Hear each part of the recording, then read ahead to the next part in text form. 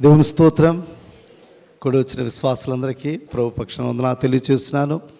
మరి దేవుని యొక్క ఉచితమైన కృప చేత దేవుడు మనలందరినీ కూడా ఆయన కాచి కాపాడి క్షేమంగా ఉంచి మరొకసారి ఆయన సన్నిధిలో మనందరం కూడా ఇటు రీతిగా సంతోషించి గొప్ప ధన్యత దేవుడు మనకు అనుగ్రహించాడు. దేవుని స్తోత్రం.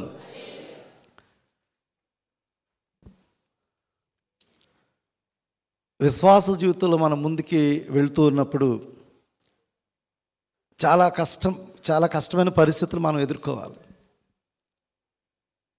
విశ్వాసగా ఆత్మీయ జీవితంలో మనం ఎదుగుతూ ఉన్నప్పుడు అనేకమైన హర్డిల్స్, అనేకమైన అడ్డంకులు మన చుట్టూ ఉంటుంటాయి.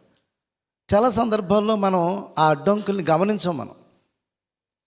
ఆ అడ్డంకుల్ని గమనించకుండా మనం ముందుకు వెళ్ళాలని ప్రయత్నం చేస్తుంటాము. కొన్ని సందర్భాల్లో మనం పడిపోతూ ఉంటాం. మన చుట్టూ అనేకమైన వలలు ఉన్నాయని మనకి ఎప్పుడైనా తెలుసా? విశ్వాస జీవితంలో మన చుట్టూ అనేకమైన బోనులు, మన చుట్టూ అనేకమైన వలలు. అంటే నువ్వు అజాగ్రత్త వహిస్తే ఆ వలలో పడిపోతావు. అజాగ్రత్త వహిస్తే ఆ వలలో పడిపోతావు. ఆ వలలో పడిపోయావంటే వలలో చిక్కుకుపోతావు. చాలా సందర్భాల్లో ఆ అజాగ్రత్త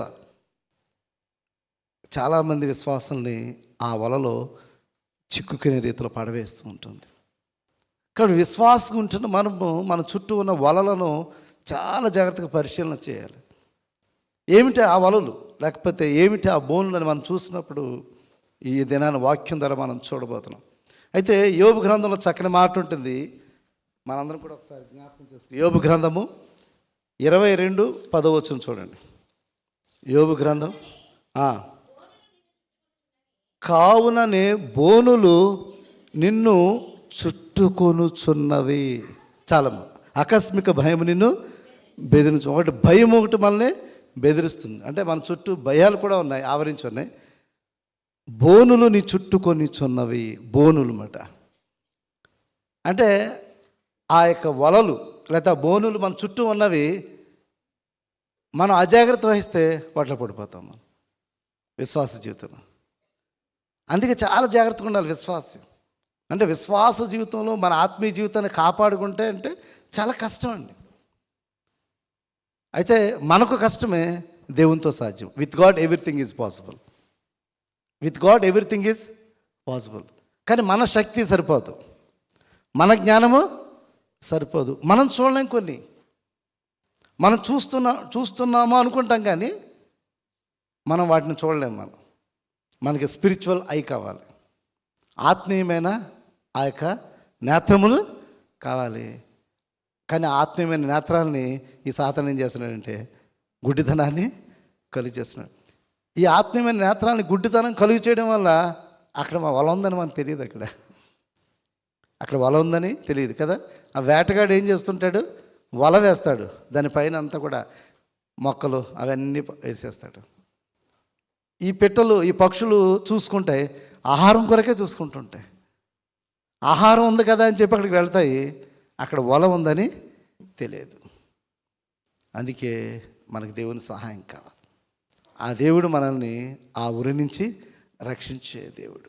కాబట్టి మన చుట్టూ ఇక్కడ వాక్యం స్పష్టంగా సెలవిస్తుంది, కావుననే బోనులు నిన్ను చుట్టుకొనుచున్నవి.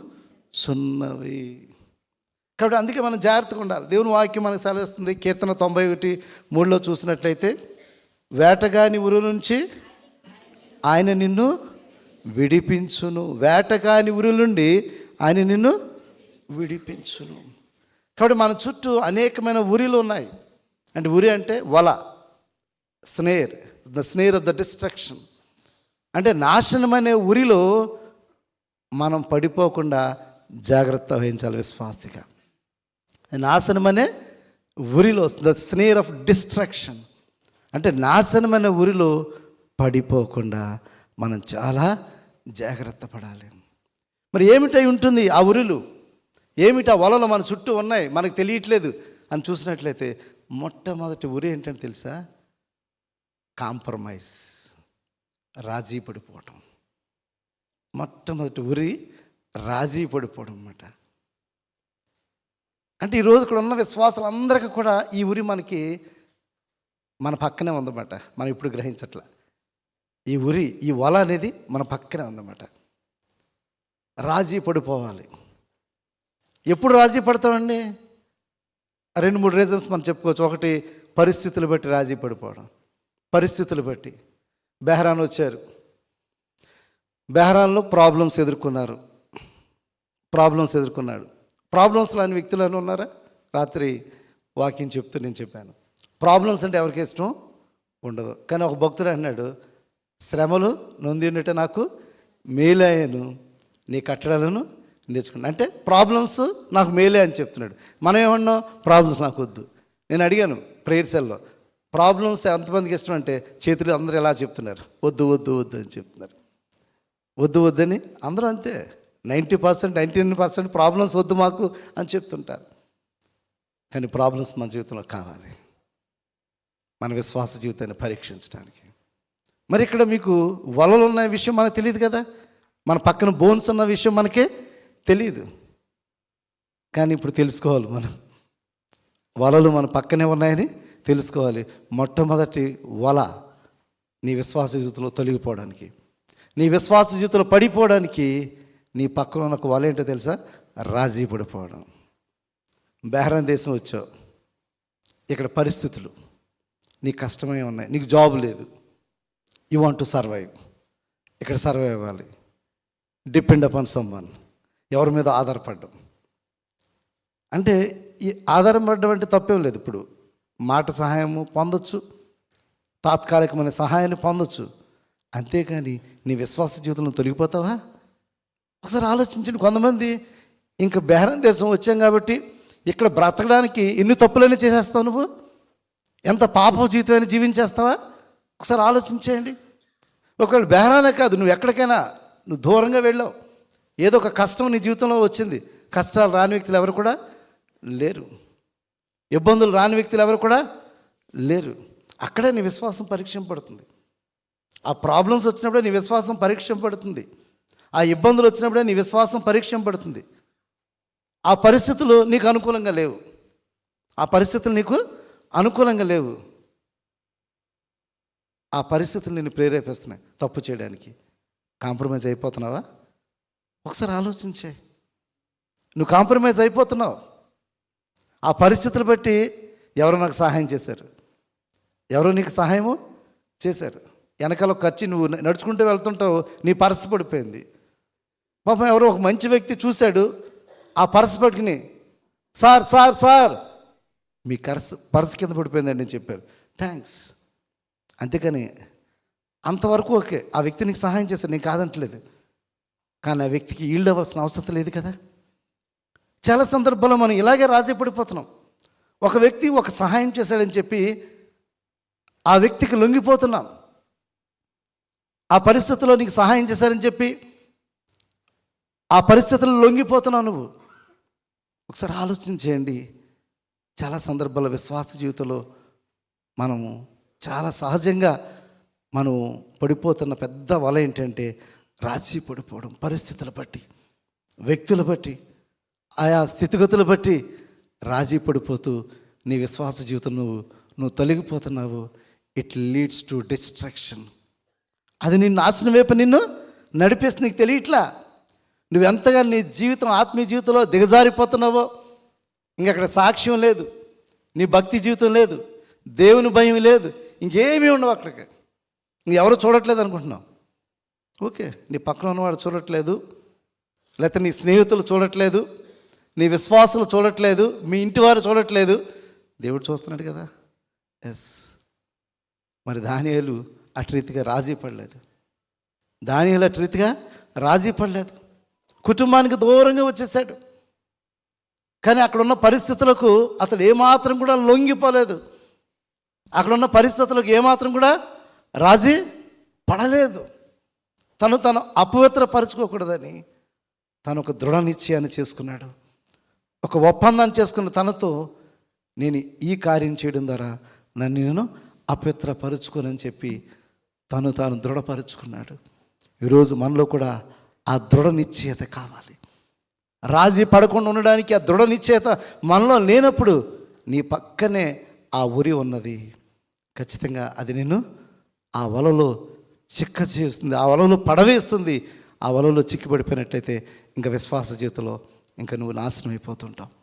కాబట్టి ఒకసారి ఆలోచించి, అనేకమైన సందర్భాల్లో దేవుని మాటలకు అవిధేయత చూపించడం, దేవుని మాటకు అవిధేయత చూపించడం, మనుషుల మాటలు వినడం. పర్వాలేదులే, పర్వాలేదు, ఈ తప్పు చాలామంది చేస్తున్నారు. పర్లేదు, నువ్వు డబ్బులు తీసుకోలే, పర్వాలేదు, డబ్బులు తీసుకోండి సార్. ఇక్కడ ఉన్న అధికారులు చాలామంది ఇలాగే చేస్తున్నారు. ఇక్కడ కూర్చున్న అధికారి అంతకుముందు ఇలాగే చేశాడు, మీరు కూడా తీసుకొచ్చండి, పర్వాలేదు, ఈజ్ క్వైట్ న్యాచురల్ అండి. పక్కన ఉన్న వాళ్ళు చెప్తుంటారు లంచం తీసుకోమని, పక్కన ఉన్న వాళ్ళు చెప్తుంటారు ఇక్కడ పర్వాలేదండి, ఇవన్నీ చేయొచ్చు అని చెప్పి. వారి మాటలకు నువ్వు లోబడవద్దు, వారి ఆలోచనలకు నువ్వు పడిపోవద్దు, వారి ఉచ్చులోనికి నువ్వు పడవద్దు. నీ విశ్వాస జీవితంలో ఎప్పుడు కూడా రాజీ కాకు. ఏ విశ్వాసంలో అయితే నువ్వు స్థిరపడ్డావో, ఏ యొక్క విశ్వాస జీవితంలో నీ జీవితాన్ని రక్షించుకున్నావో, ఎటువంటి ఆత్మీయ జీవితంలో నువ్వు ఎదుగుతున్నావో, ఆ బేస్ని ఎప్పటి నుంచి కూడా నువ్వు తొలగిపోకు. ఆ మాటల నుంచి ఎప్పుడు కూడా నువ్వు తొలగిపోకు. నువ్వెప్పుడు కూడా రాజీ పడకు. దేవుని మాటను ఖచ్చితంగా పాటించు. కొడుక కానీ ఎడముక కానీ తొలగిపోవద్దు. దేవుని వాక్యం అనేది ఒక శాసనం మన జీవితంలో, ఒక శాసనమే, ఒక కమాండే. దాంట్లో కాంప్రమైజ్ అయ్యేది ఉండకూడదు. నువ్వు విశ్వాసంగా ఉన్నప్పుడు, అంత దృఢ నిశ్చయం నీలో ఉన్నప్పుడు, అంతగా దేవుణ్ణి నువ్వు ప్రేమిస్తున్నట్లయితే, అంతగా దేవునికి విధేయత కలిగి ఉన్నట్లయితే, ఏ ఒక్క విషయంలో కూడా కాంప్రమైజ్ కాకు. ఏ ఒక్క విషయంలో కూడా నువ్వు కాంప్రమైజ్ కాకు. కాబట్టి దినాన్ని ఇక్కడ ఉన్న మనందరం కూడా ఒకసారి మన ఆత్మ పరిశీలన చేసుకుందాం. సౌలు రాజీ పడిపోయాడు. దేవుడు చెప్పాడు, అమాలేకులందరినీ కూడా నువ్వు నాశనం చేసే, నిర్మూలన చేసే, ఆ శపితమైన వస్తువులు కూడా మనకు వద్దు అని దేవుడు చెప్పాడు. కానీ విన్నాడా? వినలా. వినకుండా కాంప్రమైజ్ అయ్యాడు. దేవుడు చెప్పిన మాటకు విధేయత చూపించలేదు, నిర్మూలము చేయలేదు. అందుకే దేవుడు మరి సౌలుని తిరస్కరించాడు. దేవుని మాటకు అవిధేయుడిగా ఉన్నాడు. అందుకే దేవుడు అతన్ని తిరస్కరించాడు. ఇశ్రాయేలులకు మొదటి రాజుగా ఉన్న ఘనత అతడికి దక్కింది. మొదటి రాజుగా ఉన్న ఘనత ఆ సౌలుకి దక్కింది. ఆ సౌలే దేవుని చేత తిరస్కరింపబడ్డాడు. దానికి కారణము అతడు రాజీ పడడం. దేవుని వాక్యం చూస్తున్నాడు. మొదటి సమూయేలు గ్రంథము 15వ అధ్యాయము 18వ వచనం చూసినట్లయితే,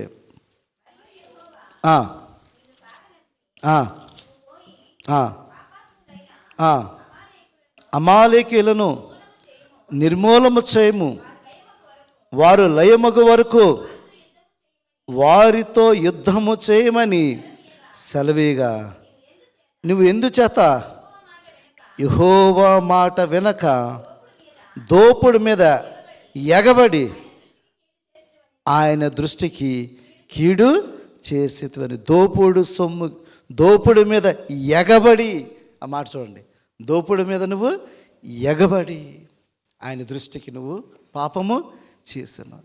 చాలా సందర్భాల్లో మనందరం కూడా ఈ లోకంలో ప్రలోభాలకు లొంగిపోయి, ఆ పరిస్థితులకు లొంగిపోయి, ఆ వ్యక్తుల మాటలకు లొంగిపోయి మన విశ్వాస జీవితంలో తొలగిపోయే పరిస్థితులు, విశ్వాస జీవితంలో రాజీ పడే పరిస్థితికి మనం వెళ్ళిపోతున్నాము. ఒకసారి ఆలోచించండి.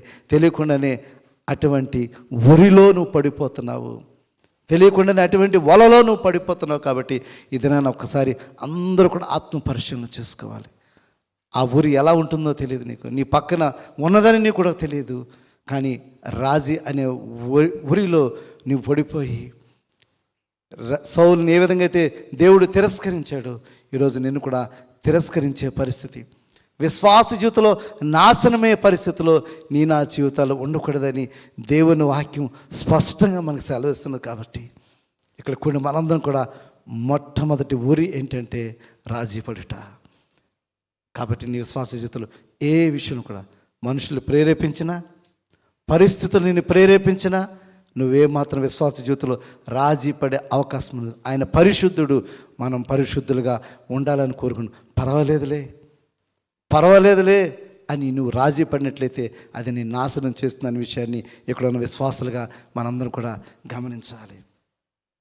రెండవ ఉరి మనకు తెలియదు, మన పక్కనే ఉంది. అదేంటో తెలుసా? గర్వం. రెండవ ఉరి ఏంటి? గర్వం. మనల్ని ఎలా పడగొడుతుందంటే మనల్ని హెచ్చింపచేస్తుంది అన్నమాట. అంటే మనం తెలియకుండానే మనం హెచ్చించేసుకుంటాం. మనం తెలియకుండానే మనల్ని హెచ్చించేసుకుంటాం అన్నమాట. నేను అనే ఆలోచన మనలో కలిగింప చేయడం. కొన్ని సందర్భాల్లో పొగడ్తలు కూడా మనల్ని హెచ్చింపచేస్తుంటాయి కదా. మన పక్కన అయ్యి బాబాయ్ మనం చాలా పొగిడేస్తుంటారు, మనకి చాలా పొగుడుతుంటారు అన్నమాట. ఆ పొగడ్తలు పొగిడేసరికి ఒక్కసారిగా అలా పైకి వెళ్ళిపోతుంటాం. అలా పైకి మనం వెళ్ళిపోతుంటాం. తర్వాత వెంటనే కింద పడిపోతాం, మనకు తెలియదు. వెంటనే మనం కింద పడిపోతున్నాం, మనకి తెలియదు. చాలా సందర్భాల్లో చాలామంది మనల్ని బాగా పడగొట్టడానికి పొగిడితే తెలుసండి, చాలా జాగ్రత్తగా ఫ్లాటరింగ్ వర్డ్స్ అంటారు అనమాట కదా. Flattering words are false words అన్నమాట. నిజమైన వర్డ్స్ కాదు.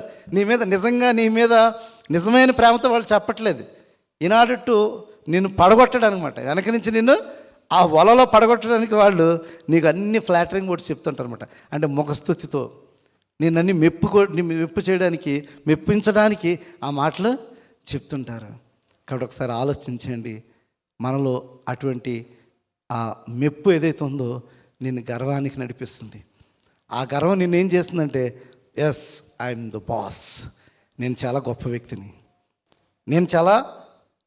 వ్యక్తిని అని మనం హెచ్చించుకుని, లేదా నేను లేకపోతే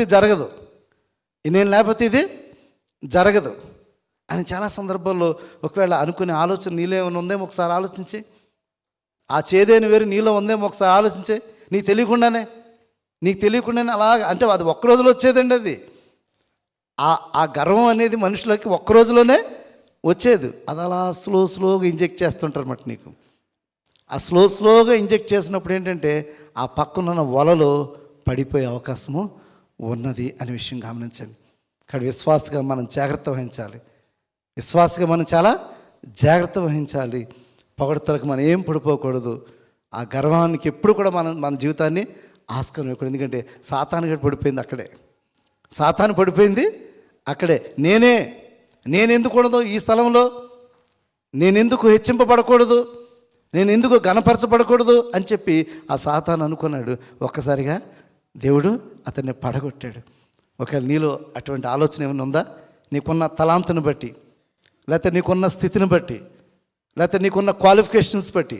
అంటే కొన్ని సందర్భాలు అలాగ మనం ఆలోచిస్తాం కదా, నేను చాలా బాగా చదువుకున్నాను, అది నీలో ఒక గర్వం ఉన్నదేమో. లేకపోతే నేను చాలా అందగత్తెని అని నీలో ఒక గర్వం ఉన్నదేమో. లేకపోతే నేను బాగా పాటలు పాడతాను అని నీలో ఒక గర్వం ఉందేమో. ఒకసారి ఆలోచించే. లేకపోతే నేను చాలా డబ్బు ఉన్నదాన్ని అని ఒకవేళ నీలో ఆ యొక్క గర్వం ఉన్నదేమో. ఒకసారి ఆలోచించే.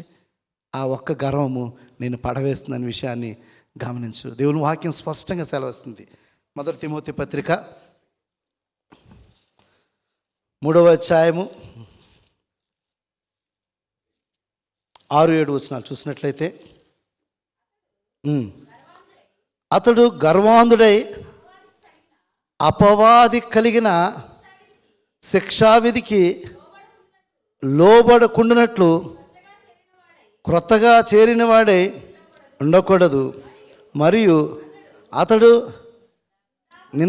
నిందపాలై అపవాది ఉరిలో పడకుండానట్లు సంగమునకు వెలుపటి వారి చేత మంచి సాక్ష్యమును పొందినవాడై ఉండవలను. అంటే ఈ సందర్భాన్ని మనం చూసినప్పుడు పౌలు భక్తుడు తిమోతిని ఉద్దేశించి, దేవుని పరిచర్యకు వెళుతున్న ఆ తిమోతిని ఉద్దేశించి ఈ మాటలు రాస్తున్నాడు కదా. ఆ అపవాది గర్వాంధుడయ్యాడు కదా.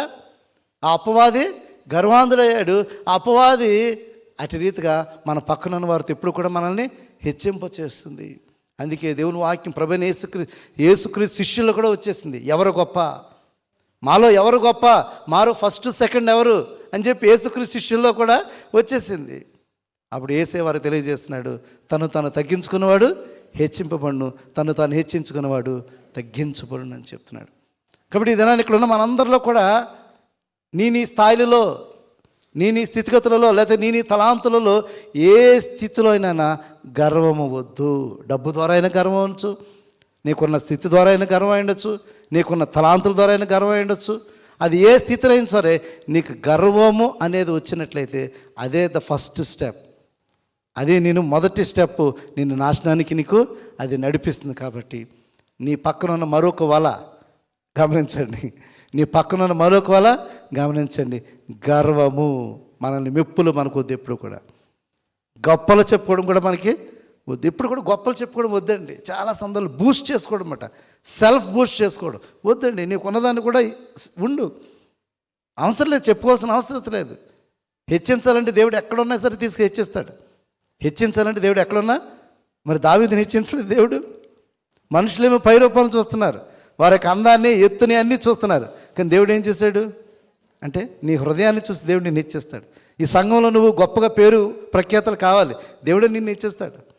నేను అందరిలో పాపులర్ అయిపోవాలి, అందరికీ తెలిసిపోవాలి నేను అని నీకు నువ్వుగా ప్రయత్నం చేయకు. అటు రీతిగా ఆలోచన చేయొద్దు. అసలు ఆలోచనే సరికాదు, ఆలోచనే సరికాదు. నీవు దేవుని దృష్టిలో ఇష్టడుగా ఉండు, దేవుడే నేను హెచ్చిస్తాడు. దేవుని దృష్టిలో ఇష్టడుగా ఉండు, దేవుడే నేను హెచ్చిస్తాడు. కాబట్టి రెండవ ఉరి మన విశ్వాస జీవితానికి పక్కన ఉన్నది ఏంటంటే గర్వము వద్దు, గర్వము వద్దు. మూడవ ఉరి మన ప్రక్కన ఉన్న ఇంకొక వల, ధనాపేక్ష. మూడవ ఉరి, ఇక్కడ ఉన్న వాళ్ళందరికీ కూడా డబ్బు అవసరమే. డబ్బు అవసరం లేని వారు ఎవరూ లేరు, అంతే కదా. మన అవసరాలు తీర్చుకోవాలి, మనం పోషించుకోవాలి, మన ఎవ్రీడే నీడ్స్ని మనం తీర్చుకోవాలి, దీంట్లో తప్పేం లేదు. కానీ ఆ ధనాపేక్ష అంటే ఇంకా డబ్బుని గ్రీడీగా సంపాదించేయాలి, అంటే షార్ట్ కట్ వేలో ఇంకా డబ్బులు సంపాదించాలి అని అనుకోవడమే తప్పు, తప్పు. డబ్బు సంపాదించాలనుకోవడం తప్పలేదు. కష్టపడి శ్రద్ధగా పని చేసుకునేవాడు వాడు రూలర్ అవుతాడని వాక్యం చెప్తుంది కదా. శ్రద్ధగా పనిచేస్తే వాడు ఖచ్చితంగా హెచ్చింపడు, ఐశ్వర్యం ఘనత వాడికి వస్తుందని కూడా వాక్యం చెప్తుంది. నువ్వు శ్రద్ధగా పనిచేయి, కష్టపడి, దాంట్లో తప్పేం లేదు.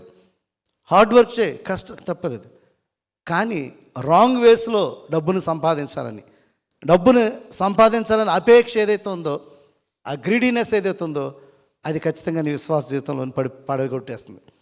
దీని ముందు వాక్యంలో కూడా, దాని ముందు వచ్చినా కూడా చెప్పిన స్థితి కాంటెక్స్ట్ ఏంటంటే తృప్తి లేకపోవడం అన్నమాట. అంటే తృప్తి లేకపోవడమే ఈ ధనాపేక్షలో లీడ్ చేస్తుందన్నమాట. అంటే తృప్తి కలిగి ఉండడం వల్ల అది విశ్వాస జీవితంలో చాలా మంచి సైన్ అనమాట. తృప్తి కలిగి ఉండడం అన్నమాట. అంటే మనం ఉన్న దాంట్లో సాటిస్ఫై అయిపోవడం అన్నమాట. దేవుడు నీకు ఏ స్థితి ఇచ్చాడు, నీకు ఏ ఉద్యోగం ఇచ్చాడు, ఏ కంఫర్ట్స్ ఇచ్చాడు, వాటితో నువ్వు సంతృప్తి చెందు. కానీ నీ లేని దాని కొరకు నువ్వు ఆశపడ్డావు, కంపేర్ చేసుకోవడం, అవి నువ్వు ఎప్పుడైతే చేస్తున్నావో ఖచ్చితంగా అది ఇలా నేను మిస్లీడ్ చేస్తుంది. కాబట్టి మూడవ ఊరి మన జీవితంలో, విశ్వాస జీవితంలో మనల్ని గమనించకుండా మనం పడవేసేది ఏంటంటే ధనాపేక్ష కలిగి ఉండడం. దేవుని వాక్యం చూస్తున్నట్లయితే 1 తిమోతి పత్రిక 6వ అధ్యాయము 9వ వచనం, ధనవంతులగుటకు అపేక్షించువారు శోధనలోను, ఉరిలోను, అవివేకయుక్తములను, హానికరములైన అనేక దురాశలను పడుదురు. అట్టివి మనుషులను నష్టములోను నాశనములోను ముంచివేను. కాబట్టి handling money is very important అండి. చాలామంది అప్పులు కూడా చేస్తుంటారు. ఇది కూడా అంటే నీకు అవసరమైనప్పుడు చేయి, నేను కాదంటలేదు. నీకు ఇబ్బంది అయినప్పుడు చేయి, అట్ ద సేమ్ టైం తిరిగి వాళ్ళకి ఇచ్చేయి. ఇది పెద్ద ప్రాబ్లం అండి. డబ్బులు తీసుకున్నప్పుడు చాలా ఆత్రుతగా వచ్చి ప్లీజ్ నాకు డబ్బు కావాలి. చాలామంది నాకు చెప్తుంటారు, చాలామంది అబ్జర్వ్ చేస్తుంటాను. డబ్బు కావాల్సిన వచ్చినప్పుడు, అవసరం వచ్చినప్పుడు ప్లీజ్ నీ కాళ్ళు పట్టుకుంటాను, నాకు డబ్బులు ఇవ్వ చెప్పు. డబ్బులు అవసరం లేని వాళ్ళు ఎవరు లేరండి. డబ్బులు అవసరం లేని వాళ్ళు ఎవరు లేరు. అందరూ రిచ్ పీపుల్ కాదు కదా, అందరికీ సమృద్ధి ఉండకపోవచ్చు, తప్పేం లేదు, తీసుకోవచ్చు. But when you give word, give back immediately. దేవుని వాక్యం కూడా అదే చెప్తుంది. నువ్వు మాట ఇచ్చావా, తిరిగి ఇచ్చే. తర్వాత నువ్వు మాట ఇచ్చినా సరే దాన్ని బ్రేక్ చేస్తూ ఉంటావు. వాళ్ళని అడుగుతుంటే వాళ్ళ మీద కక్ష పెంచుకుంటూ ఉంటావు, వాళ్ళ మీద కోపం పెంచుకుంటావు. ఒకసారి ఆలోచించండి, ఈ విధంగా ఎన్ని రిలేషన్స్ దెబ్బతింటాయని ఒకసారి ఆలోచించండి. విశ్వాసగా ఇటువంటి వాటిలో నువ్వు ఇన్వాల్వ్ కాకు. దీన్ని హ్యాండ్లింగ్ చేయడంలో చాలా జాగ్రత్తగా ఉండాలి. విశ్వాసులైన వారు మనీ హ్యాండిల్ చేయడంలో చాలా జాగ్రత్తగా ఉండాలి. కొన్ని కమిట్మెంట్స్, ఒక డిసిప్లిన్ కావాలి నీకు. దేవుని బిడ్డగా ఒక భయం కావాలి. కాబట్టి డబ్బుల విషయంలో చాలా జాగ్రత్త ఉండాలి. కాబట్టి ఈ ధనం వల్ల చాలా సందర్భాల్లో మనం విశ్వాస జీవితం తొలగిపోతుంటాం, విశ్వాసులతో రిలేషన్ బ్రేక్ చేసుకుంటాం, సొంత వారితో రిలేషన్ మనం బ్రేక్ చేసుకుంటూ ఉంటాం. ఇవన్నీ పరిస్థితులు మన జీవితంలో వస్తుంటాయి. కాబట్టి మనీని హ్యాండిల్ చేయడంలో చాలా జాగ్రత్తగా ఉండాలి. వాక్యం బహు స్పష్టంగా మనకి సెలవిస్తుంది. కాబట్టి ధనాపేక్ష కలిగి ఉండాలి. గ్రీడీ ఆఫ్ మనీ, మనం దురాశ చేత డబ్బులు సంపాదించాలని, రాంగ్ వేస్లో, షార్ట్ కట్స్లో డబ్బులు సంపాదించాలని ఆశ ఏదైతే ఉంటుందో అది రాంగు. అది ఖచ్చితంగా నిన్ను విశ్వాస జీవితం నుంచి తొలగిపోయే రీతిలో నిన్ను లీడ్ చేస్తుంది. కాబట్టి ధనాపేక్ష అనే వల నీ పక్కనే ఉందని అది గమనించు. 4వ చూసినప్పుడు భయం అనే వల. భయం అనే వల. కొంతమంది ప్రతిదానికి భయపడిపోతుంటారు. మరి దేవుని వాక్యం చెప్తుంది, నీకు పిరికివాని ఆత్మను ఇవ్వలేదు అన్నది. దేవుడే చెప్తున్నాడు.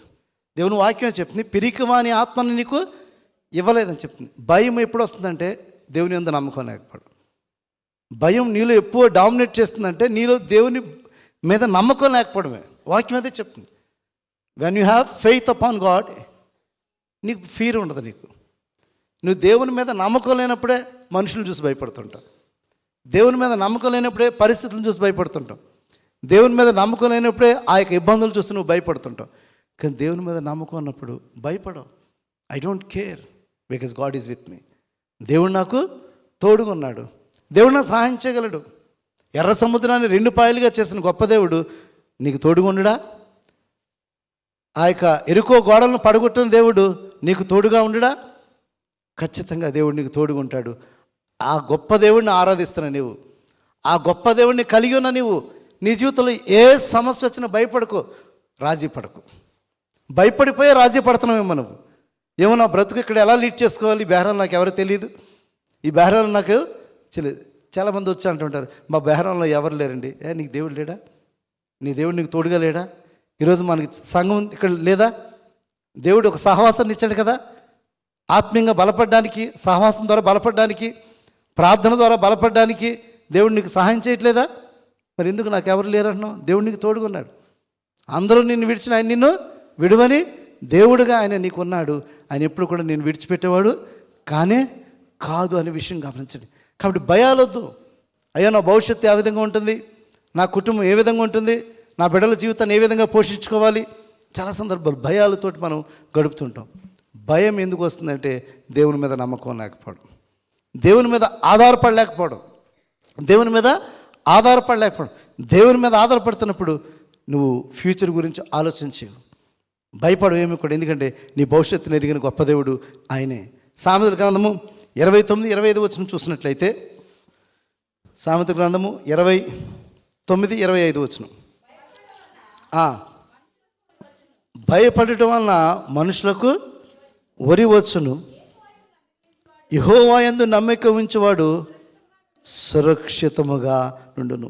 కాబట్టి భయపడటం వల్ల మనుషులకు ఉరి వచ్చును అంటే, నువ్వు ఎప్పుడైతే భయపడుతుంటావో నిన్నేం చేస్తుందంటే ఆ వలలో పడవేస్తుంది.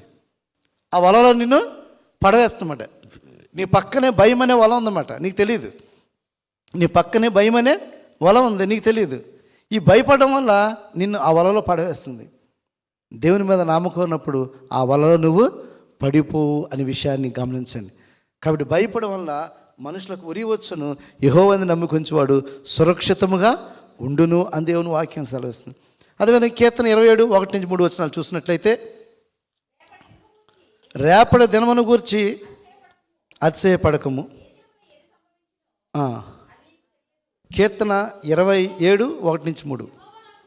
యెహోవా నాకు వెలుగును రక్షణై ఉన్నాడు, నేను ఎవరికి భయపడుదును? యెహోవా నా ప్రాణదుర్గము, ఎవరికి వెరుతును? నా శరీర మాంసము తినుటకై దుష్టులు నా మీదకి వచ్చినప్పుడు, నన్ను బాధించు శత్రువులు నా మీదకు వచ్చినప్పుడు వారు తొట్టిల్లి కూలిరి. నాతో యుద్ధము చేయుటకు దండు దిగినను నా హృదయము భయపడదు. నా మీదకి యుద్ధము రేగినను దీనిలో నేను ధైర్యము విడువకుందును. దేవుని స్తోత్రం. ఇక్కడ ఈరోజు మనం దేవుని మీద ఆధారపడుతున్నప్పుడు, అంటే సంపూర్ణమైన దేవుని మీద ఆధారపడుతున్నప్పుడు, దేవుడే నాకు వెలుగు, దేవుడే నా రక్షణ అని మన సంపూర్ణమైన విశ్వాసాన్ని కలిగి ఉన్నప్పుడు ఎన్ని పరిస్థితులు వచ్చినా సరే, ఎన్ని పరిస్థితులు వచ్చినా సరే, ఎన్ని యుద్ధాలు వచ్చినా సరే, ఎన్ని క్లిష్టమైన పరిస్థితులు వచ్చినా సరే, నిన్ను చంపడానికి వచ్చినా సరే ఏం చేయలేరు.